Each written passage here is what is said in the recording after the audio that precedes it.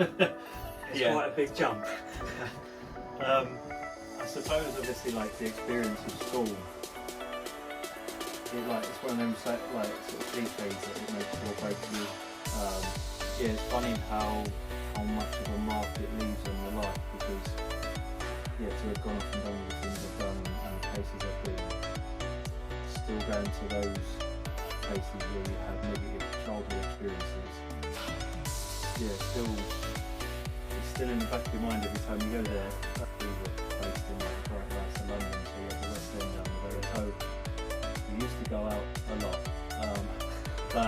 so a lot of my career was very social. Like I love going out with blokes for a drink and stuff, and I've grown up from the age of like 7 all around football.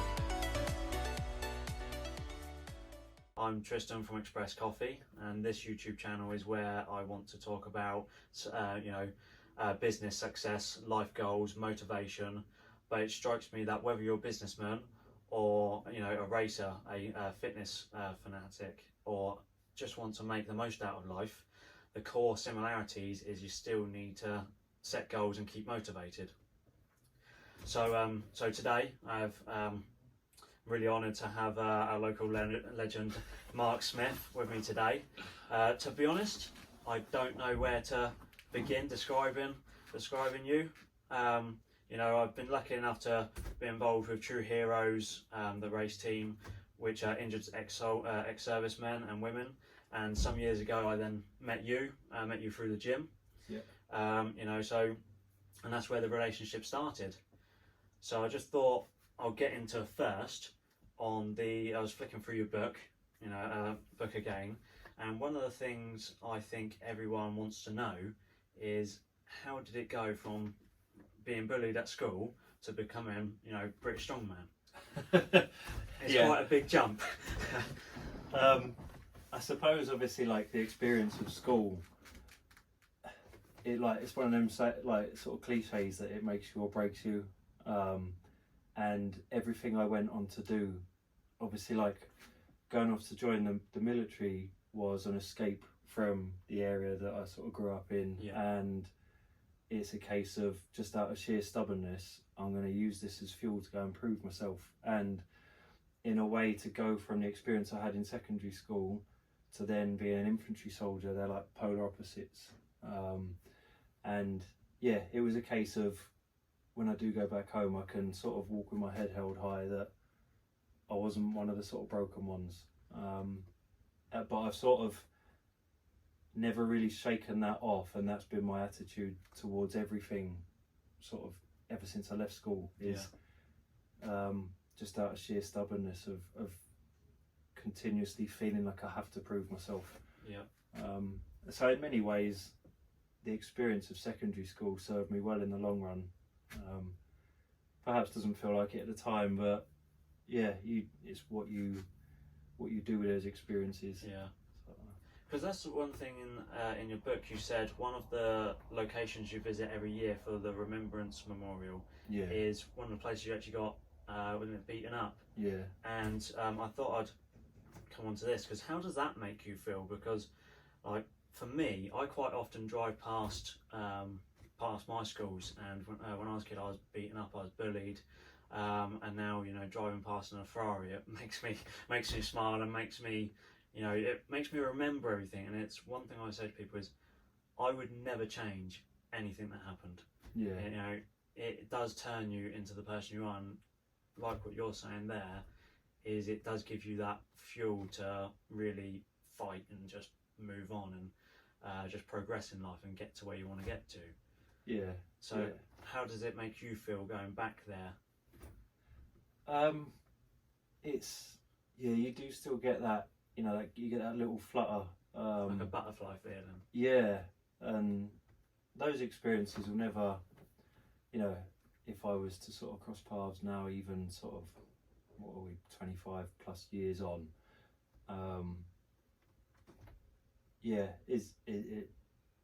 it shapes you. But likewise, I wouldn't swap it. I hope, like, although I feel like it molded me into a better person, a more determined, resilient person. It's an experience I don't want my own children to go through. I want them to enjoy school and, you know, not dread going to school, not dread walking home, not all that sort of stuff. But yeah, it's funny how much of a mark it leaves on your life, because yeah, to have gone off and done all the things I've done and the places I've been, still going to those places where you had negative childhood experiences, yeah, it's still in the back of your mind every time you go there. But it's funny how those same people's perceptions of you change because of the things you've gone off and done. You know, I'm pretty sure, obviously, at the time in school, when I said I was going to go off and join the military, I probably wasn't the person that a lot of people thought would. Yeah. And to have done that, you've proven yourself. So yeah, I do feel like I can sort of keep my head high, because that experience sort of, in a way, like what went on in basic training and stuff, it's like I had this all through school, like, so I can just take it on the chin. So yeah, I think as long as you use it in a positive, like obviously any of the sort of negative experiences you have is what you learn from them. Yeah. And it's just not about giving up, is it? Yeah. It's about just, if you give up, that's you done. Yeah. There's nothing else to, you know, and that's what I've always found, is just, you know, life is hard. Yeah. But you take the hand that you're dealt, and you just make the best out of it. Yeah. It's a test. Yeah. And it's how you come through it. And that's the one thing I love about you, and also like working with True Heroes, is you see people where, you know, I'm having a bad day, and it's like there's someone out there that's had a worse day, or is having a worse day, and you've got to remember what you've got rather than what you don't have. Yeah, and that's the other thing I was going to ask you about, was obviously after reading your book, is you said that you failed was it the test to apply to join the military, or you failed that a couple of times, was it, or 3 times? Yeah, my first 2, so you get to, obviously you go through the careers office, and then you get your date to go up to selection. And I failed the first 2 medicals. The first one, whether or not it was the sort of the aftermath of school, I ended up coming out in really bad acne at sort of 17.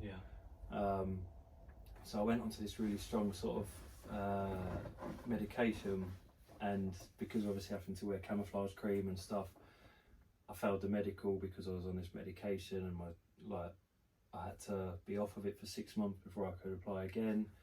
So then I waited all that time. Then I went up the second time, and I think I was so nervous about the medical that they detected a heart murmur. So then I had to be referred to a heart specialist, and then they were like, there's nothing wrong with your heart, it was probably just nerves. So then the third time, and each time all it did was make me more determined. It wasn't like, maybe I'm not supposed to do this, it was like, I'm going to stick at this. And then literally like third time lucky, obviously I passed the medical, and then you're into the medical's the first thing when you go up for the 2-day selection. And it's like, right, I'm past that now, I know I can do all the fitness stuff and everything like that, so I've got the worst bit out of the way. So that then made me relax. But yeah, again, all little tests. Because how did you find going into this new, because obviously it's quite a big move, like going there, how does it work when you actually join? Because that's something I've obviously never done. So once you join, do you get sent straight off, or do you get time to go home and then? So once you've finished so you have your 2-day selection. This was up in Lichfield.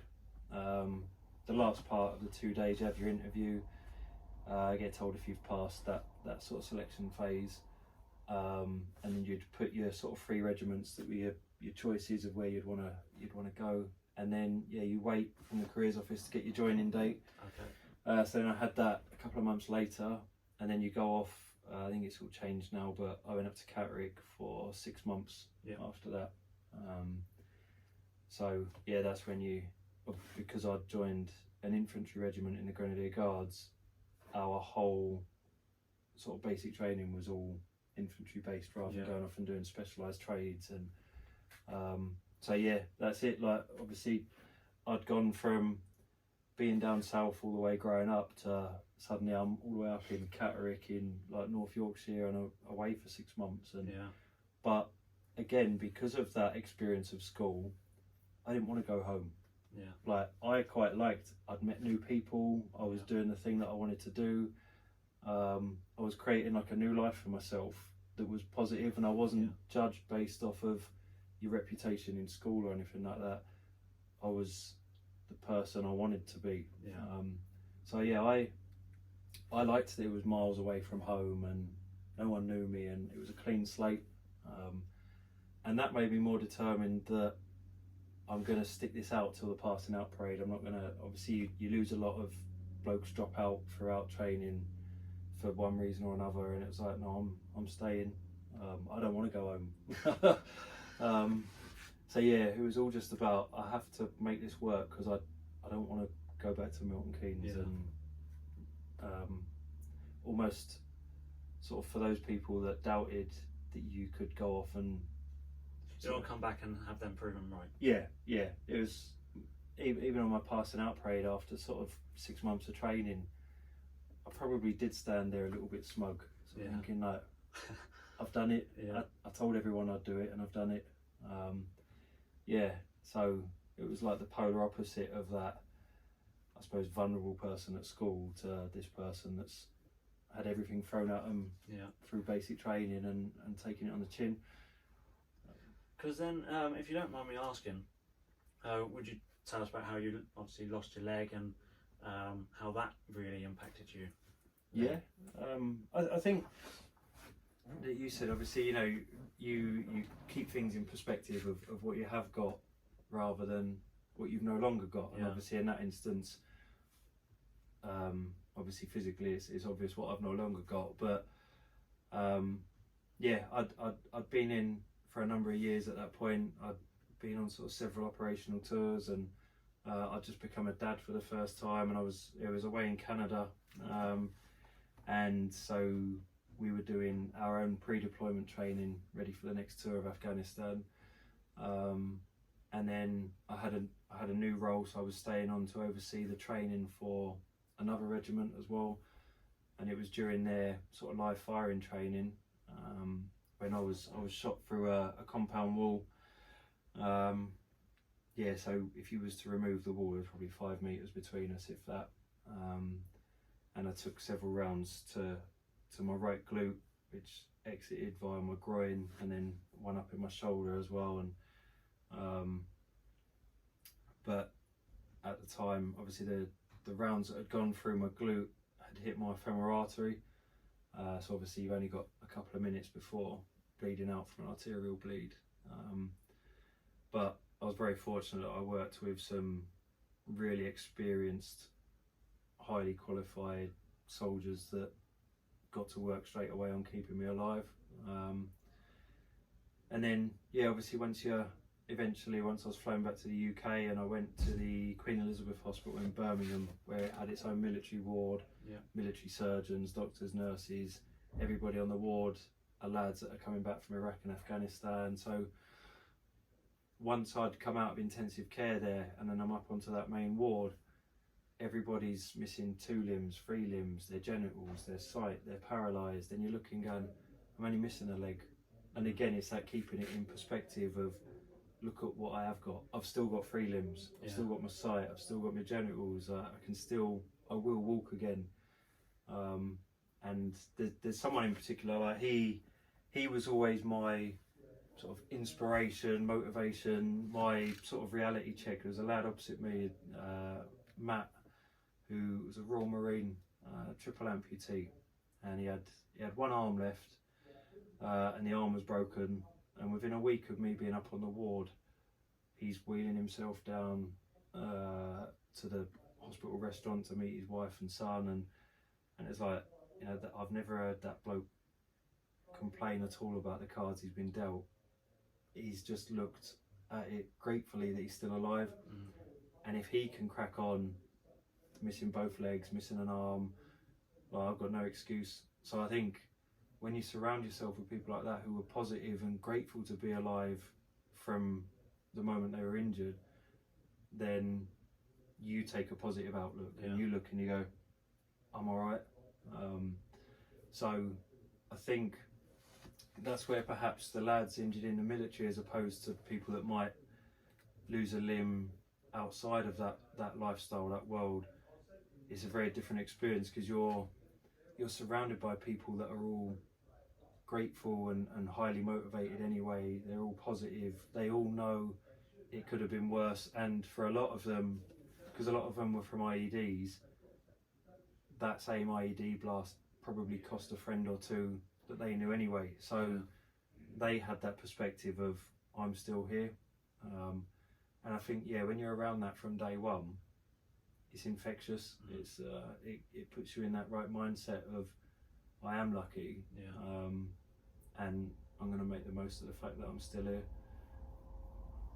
Yeah, because then, so obviously after that, what made you get into bodybuilding?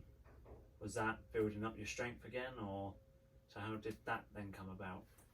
That actually came, so I'd spent 9 weeks in hospital, and I think up to that point I'd had in excess of about 20 operations, both on the shoulder, the groin, everything. I needed operation after operation, and they pump you full of tramadol and morphine and all this stuff, and obviously even when you're not due an operation, you've got all that metallic taste in your mouth from the morphine, so you don't want to eat anyway. Then you're having an operation tomorrow, so you're nil by mouth. Then someone gets rushed in, so that operation gets cancelled, so you've had a whole day of, I haven't eaten today or yesterday, but your operation's tomorrow, so now that's still going on. And over the course of the time that I was there, I was just losing weight, and I was bedbound for the first few weeks because of the sort of shoulder and the leg, and so you're just there wasting away. And the turning point was, some of the lads from my rifle company had come to visit me, and I was in the first room on the ward, and they walked straight past me, and they only came back, so they'd gone all the way down the ward, come back, and I had a Queen's Company company t-shirt on, and they saw that, and they knew obviously I was the only grenadier on the ward at the time. But it was like, wow, I'm that unrecognisable. And then once you become a little bit more mobile, and I'd started transferring into a wheelchair to then go and shower myself, and you see a glimpse of yourself in the mirror, and you're like, wow, like I'm a state. Obviously with the shoulder injury, it's like I could barely pick myself up or get up on crutches or anything like that, and it's like, when I come out of here, I'm never going to look like this again. Like, this is the weakest and the lightest and the lowest I'll be. So when I got to Headley Court, where you start rehabilitation, so that's when you're going to get up onto your prosthetics, into your running blades, all that stuff. I went for the tour around with the physios, and it was, have you got any questions? And I said, yeah, where's the gym? Like, and at that time I barely had the strength to lift myself out of a wheelchair to transfer onto a chair, and it was like, I had the rest of that day, because it was my first day, I had the rest of the day sort of free to settle in, and I went straight to the gym. I could barely sort of lift anything, like, never mind myself. I was like dizzy and lightheaded, like where I'd spent so long just in a hospital bed. And then I'd go the next day and the next day, and then so you did a 6-week stint, then you had 3 weeks back at home, and in that 3 weeks I decided I was going to go cold turkey off of all the medication, which for the first 5 days was horrendous.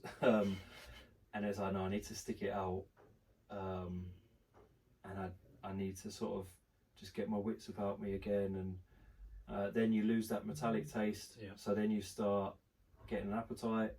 Then I carried on the training while I was on leave, and then you get people start to notice you're putting on a bit of weight, you're looking a bit healthier, and I was very much, I don't want antidepressants. I don't want pain relief. Like, the gym is going to be my my sort of therapy, my antidepressant, my pain relief. And then I started becoming almost like addicted to that. Like, you could tailor your sort of program to an extent at Headley Court, and I always made sure that there was at least an hour a day where they had allowed for me to go to the gym. And then you get to the point where you've sat your medical board, so you know you're going to be medically discharged from the army, and then people start their resettlement, so they start looking at future careers and stuff. And that's where I was like, I only ever wanted to be a soldier, so I don't know what I want to do. And the occupational therapists and stuff, they start putting you under a bit of pressure, like, you need to choose something. I was like, I don't know what I want to do. Like, this is what I wanted to do. And then I'd started looking at different amputees around the world that had stepped on like a bodybuilding stage. It's like, you know what, like, that's what, and at the time people are like, that's not a career, you can't do that. Like, what else are you gonna do, you know? And again, it then kicked in school. It was, you won't make it in the army, you'll never make it. And because people were like, you can't do that, it was that same, it seemed to ignite the same thing. And it was like, I've been told I'm not gonna be able to step on a bodybuilding like, at the time no one really takes you seriously, and you're like, this is exactly that same scenario as going off for 6 months at Catterick. Like, I'm gonna go and prove myself. And maybe if people had been supportive, I might not have had the same drive, but the fact that people doubted whether or not I could do it, you know, maybe they thought it was all the medication you're on. It's like, sort of palmed it off and didn't necessarily take it serious, that ignited something in me again. And bodybuilding was, for me, the closing of the chapter of the army and the injury, because I dropped to about 8-9 stone. I looked really ill. I was dependent on other people to sort of look after me in that sense. And then a bodybuilding stage, you're sort of exposed, like, in a vulnerability sense, that you're in a pair of posing trunks, you've got all these lights on you, loads of people are in the crowd, you've got judges critiquing you, you know, you're looked at for all of the symmetry, conditioning, muscle mass, all the things that I now sort of didn't have. And it's like, this is a good way, if I can stand up there in front of all these people with minimal clothes on as an amputee, I can go off and live a life and do anything sort of want to do. And so the bodybuilding again more came out of stubbornness. So there's a common theme with how my life's sort of gone, and everything has been more out of, I've had to, I'll show you. Well, it's definitely working. And then you went straight from that to Strongman. Yeah. So I'd only ever intended to do the bodybuilding once, just to, again, prove a point. I've done it, and for me, like I said, it was closing that chapter of being so ill, so underweight, so weak in that sense. Because you got into, you were on a front page of that magazines, weren't you, as well? Yeah. That's an achievement. If that's not 2 fingers up to it's the turning point for me was, I'd done my first competition in Margate. I was in a disability class, and I didn't really understand social media and stuff at the time, and people had said, oh, the video of you on stage has gone viral, and I was like, I've got no idea what that means. And then I had someone contact me from America who ran the NPC, which was one of the biggest federations for bodybuilding in America. And he's like, oh, I've seen your video, like, we'd love to invite you out to Texas in March. I thought it was a bit of a wind up, so I didn't really take it that serious. And it was like, no, I run this show, it's the Phil Heath Classic, we'd genuinely love to have you out. And I was like, oh, it's actually a sort of proper offer. So I was like, wow, I've got the opportunity to go to America. And then my regiment were really supportive in helping to fund, get me out there and everything like that. And it just seemed to snowball. So what had only intended to be a one-off thing to sort of for my self-esteem and everything like that, to prove I could do it, I ended up doing about 9 or 10 competitions over the next 18 months where I just had opportunity after opportunity. And and then obviously getting to share the stage with Phil Heath himself in America, that got things like Flex Magazine and Muscle and Fitness and Men's Health and all this, and it was just a surreal, numb time. But yeah, like I said, I'd only intended to do it once, and then when the off season came at the end of 2015, someone had contacted that was doing basically like an open day for Strongman, for disabled Strongman to come and try the events. And I'd always grown up watching Strongman at Christmas, and it's like, but weirdly, like I never thought of myself as strong.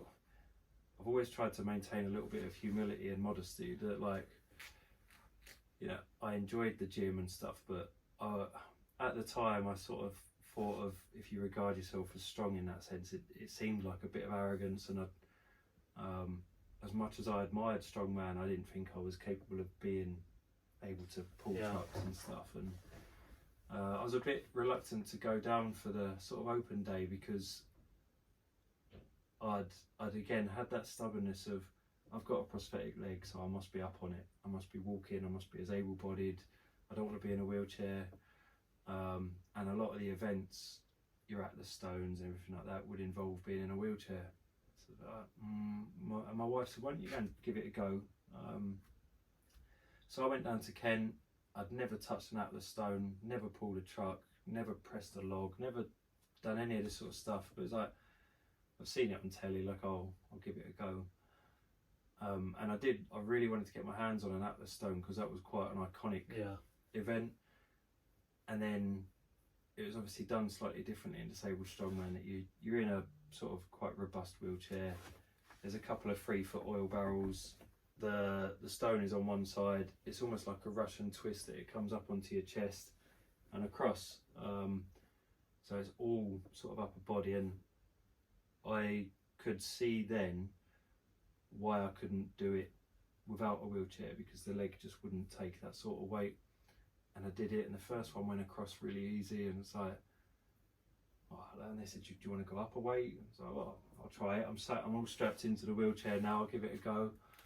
And then the next one went across, and they're like, you know, have you done this before? And I've never touched one of these. I didn't have any tacky or chalk or anything, and I kept going up, and I'd done at the time the heaviest stone that had taken place on the World's Strongest Disabled Man the year before. And I was like, it felt alright, like and the bloke running the open day had said, look, like, Britain's Strongest Disabled Man is in 6 weeks' time, why don't you enter? I was like, oh, I'll have a think about it, like, and I drove home, and it was like, I've really enjoyed today.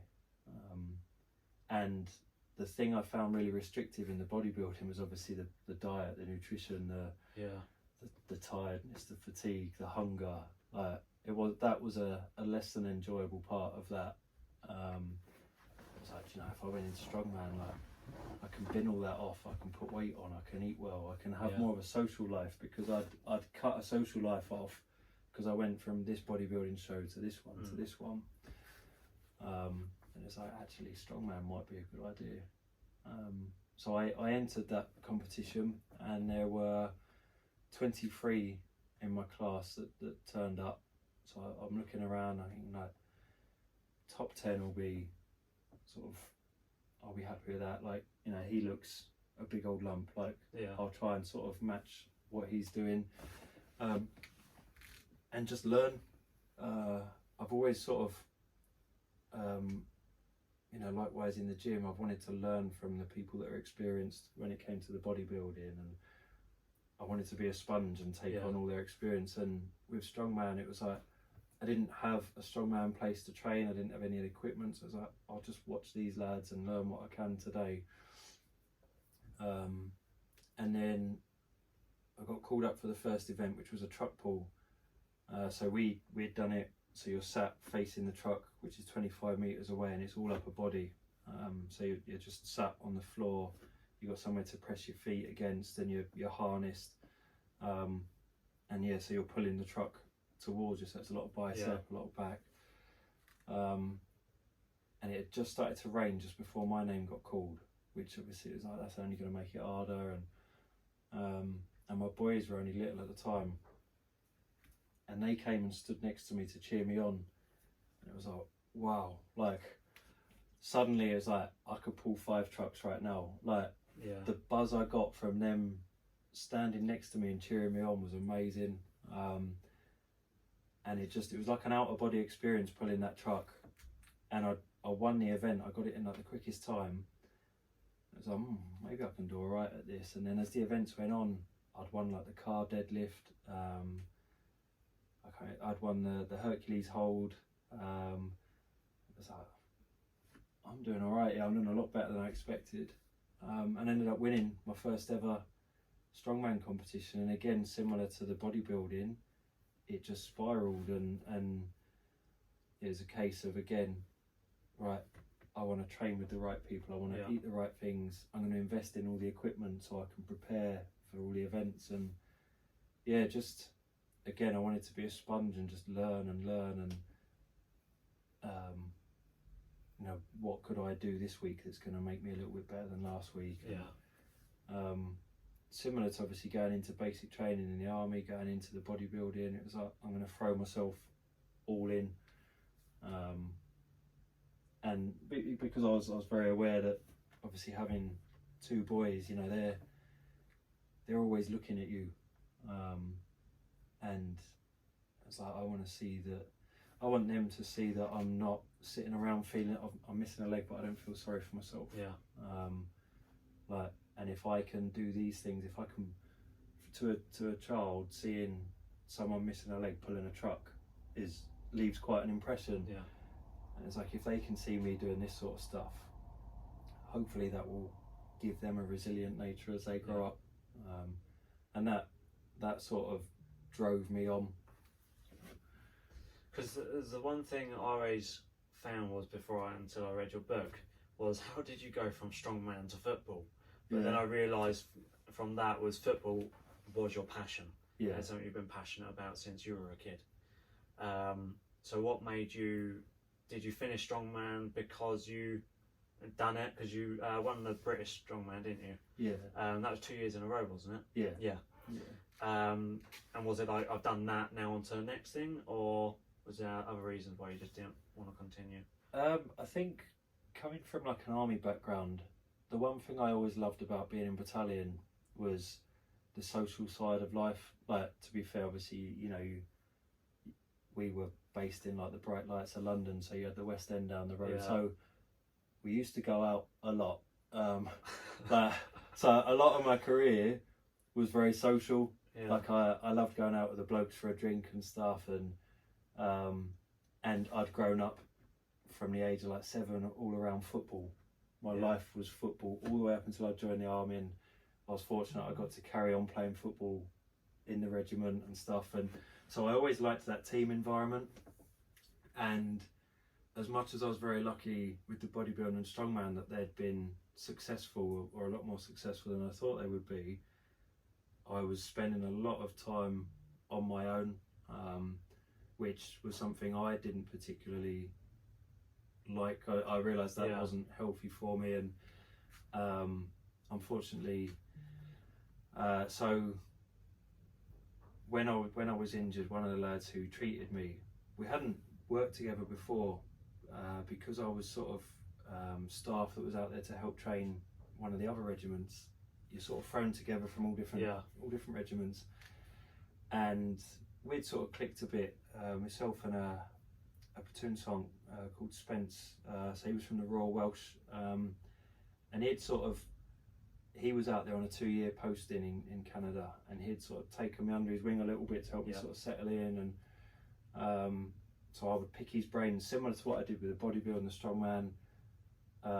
I was always sort of picking his brains. He's got experience, I can learn from him, and he was one of the lads involved in keeping me alive. He treated me on the ground at the time, and I right and remember you telling me it was something to do with a paperclip. Yeah. So a lot of, there was a lot of blanks that, like, obviously with the memory loss and stuff that comes with this sort of injury, there was a lot of blanks that needed filling in. And when our paths eventually crossed after me trying, obviously because he was from another regiment, me trying to track him down afterwards, when eventually I found him on social media, he drove that night from Swansea to Milton Keynes to come and meet me.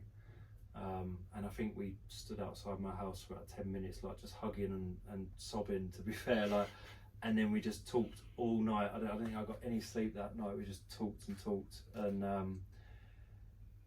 and then he told me that evening that my artery needed clamping off because the 2 tourniquets that were applied hadn't stopped the loss of blood, and he'd said that they'd clamped off my artery in the end with a paper clip. So yeah, it's weird, like I've always kept like an open mind to sort of the wider world, and I always felt like he was a little bit of a sort of guardian angel in that sense. Like I was supposed to cross paths with him, and we became really close, and I'd obviously, like, because of his age and his experience and what he'd done for me, I really sort of looked up to him, and he'd always sort of phone and always ask how I was, and what I was doing. And because of Strongman, like, he was sort of telling me how proud he was, and that it was really nice to sort of have someone there that, you know, was giving you sort of advice and reassurance and belief. Rather than having to prove someone wrong, there was someone here that had nothing but belief in me. And then after I'd won Britain's the first time in 2016, 2 weeks later, like he took his own life, which like sort of ruined me really. But rather than sort of taking the time to process it, I used it. I almost sort of buried it in one way emotionally, and used it as, one, I'm gonna sort of try and do him proud, and prove I was worth sort of keeping alive, and two, the heartbreak in the sense of losing someone who I'd built up this bond with and sort of owed so much to. I'm gonna go and do what I can to sort of do his memory proud and his family, and so I'd throw myself along with that into Strongman. And I was finding, like, obviously Strongman competitions, you'll do like 5 events, and so there'll be a lull between, and you'd go away, you know, 2 or 3 athletes before you're due up, around 2 or 3 athletes prior to that, I'll go and start sort of warming up and having a bit of time to myself. And I was using that upset to G me up for an event. So a truck pull, a log press, a deadlift, the stones, all that sort of stuff. And I'd get myself into that headspace, do the event, throw all that emotion into the event, almost sort of be on the verge of tears during the event. And then afterwards have a real come down and a crash, and find it hard to then keep picking yourself up and down. And so it's like, it wasn't really healthy to be using that as my drive. I wasn't really enjoying the events I was finding. I was doing them as a release, and then eventually having that sort of emotional roller coaster every time you do Strongman catches up with you. And I'd got to the point where I understood why he'd done what he'd done, and I was at that point myself, and I'd completely sort of broken down. I'd won England's Strongest in 2018 and the Arnold's in Ohio, and I remember the Arnold's, within half an hour I'm back in my hotel room just sobbing, like, I'm here on my own. I've won one of the biggest competitions, you know, everyone knows about the Arnold Classic, and here I am, like, half an hour later, I've got a trophy, I'm sat on my own, my family's thousands of miles away back at, like, just sobbing. And it's like, but I'd kept a lid on it, and just almost sort of putting on that brave face of like, I'm fine. And my wife had sort of said for a while, you know, maybe you should sort of think about talking to someone, and I took that as an insult at the time, I suppose, because it was like I took it that I was being perceived as someone mentally weak. So I then had these mixtures of emotions in every strongman competition, and then when I sort of broke down and I said to my wife I needed help. I'd pulled out of the world's strongest disabled man that year. It was due to be a few weeks later, and then my regiment were really good with sorting out a counsellor and stuff, so I could get the ball rolling straight away. And then very quickly it's all about what things do you miss, and I said I missed sort of camaraderie and being around a team and socialising and stuff, and I said like I miss football, and so we'd looked at all the pros and cons, all the negatives over the past few years, and processing them and dealing with them, and it was actually like strongman is sort of fueling all of the negatives. So I had a look around. I contacted a few local sort of walking football sessions in Milton Keynes, and just sort of see, you know, look, I'm missing a leg, like, do you mind if I sort of come along? And, you know, at that pace I thought, you know, it gets me out, I'll meet different people, I'll be on a football pitch. And within a few weeks of being on a football pitch, I was like, oh, like I've really missed this. And you start having a laugh with people there, and and then it was like, actually I'm gonna come away from strongman altogether. This is what I need to be around. So yeah, I've had very different sports. Yeah, to go from strongman to football isn't the norm, but it was more for my sort of headspace at the time. I need to be around, similar to hospital, I need to be around positive people. Whereas I found strongman, because you're an individual, when you go to competition, everyone there is your competition. Whereas when you go to football, they're your teammates, so you're all in it together. Similar, you know, when you go out on a patrol in Afghanistan and stuff, you're all in it together. You're there for each other. And whereas I perhaps didn't have that feeling in bodybuilding and strongman, is that when you're backstage and stuff, they're all your competition. Which, yeah, for where I was at the time, wasn't healthy for me. Whereas, yeah, football became the turning point in quite a lot of ways. And so obviously that's going really well. How many years have you been doing that now then? So I started playing in 2019. Okay. No, that's it. And again, this is one thing I love, and which is why I want to do this this here for the YouTube channel, is because it doesn't matter what walks of life you're from or what it is you're in, like say business or like saying this, is it all has similar core, which is setting goals and getting up and doing them. You know, knowing what you want and then working out how you need to get there, and the last thing is just actually doing it. Because obviously then you went on to write your book, Strength of Mind. So that's sold on Amazon.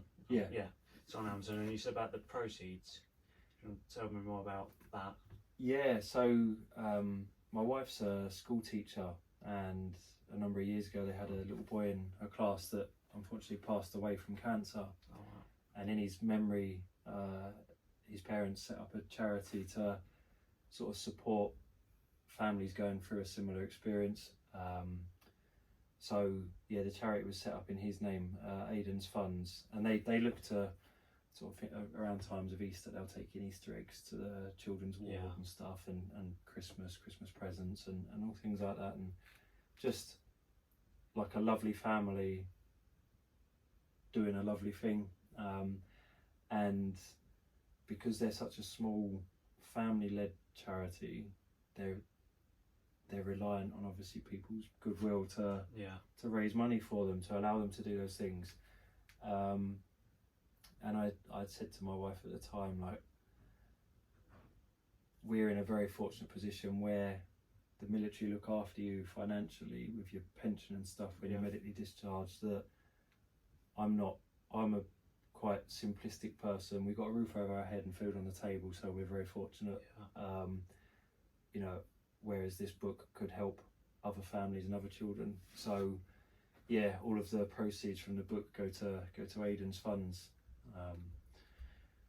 No, that's a really lovely thing to do, because one thing we do is we do a lot with like the homeless. Same thing as the way we look at it. We're fortunate enough with what we've got, and what we do is if we can just do something and give back in any way we can, really. As like at the moment we're just doing something with a local charity in Wolverton, in Milton Keynes. It's all about keeping kids off the street. You know, it's a boxing club. So again, same thing is we find we're very fortunate, and if just to do something back could go a long way. But no, it's been really nice chatting to you. And there's one question I always ask everyone, and if I could have asked you one question, what would it have been, and what would the answer be? Oh wow! I did join the infantry for a reason, because education and being, like I said, I'm very simplistic, so that's quite a broad thing to now try and think of off the top of my head. I don't know, to be honest. I'll let you ask anything else that you might want to, but no, I think we covered pretty much everything. You know, it's like I say, it's obviously you must be doing good at something, writing a book. You know. Yeah, I mean that. It was more just obviously the lockdown had kicked in, and the things I love, playing football, going to the gym, all the social stuff stopped.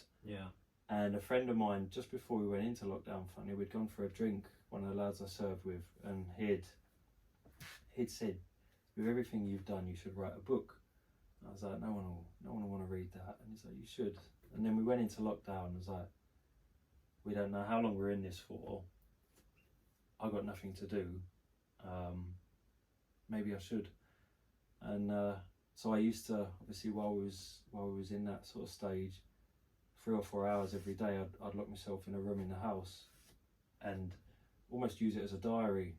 What could I sort of remember? And yeah, just put everything into words. And I found, in a way, it was similar to the counselling, where it was quite therapeutic to get it all off my chest and put it into words. And I felt better having done that, until the day that the editor had said it was ready to publish and it was going onto Amazon from tomorrow morning. And then I was like, it's real. Yeah, and all my private life is no longer private. All of the things, you know, obviously the time I had at school and stuff, no one in the army knew about that, because it was a fresh start, and that's not really something I wanted to discuss.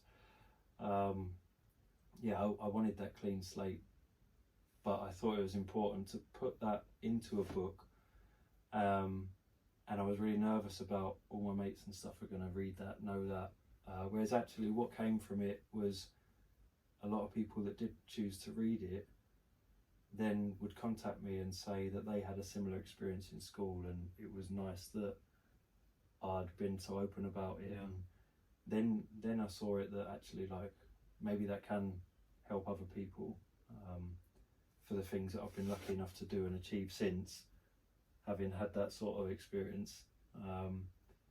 But it felt like a good way to pass the time in the lockdown, right up until the moment when it was going on sale, and then it was like, wow, it's all out there now. But yeah, the response has been incredible, and the ultimate thing was that it was able to raise a lot of money for the charity and to help them, which is just such a good cause. So but no, thank you very much for joining me. Really appreciate it. You're an absolute inspiration. Thank you very much. That's very fun.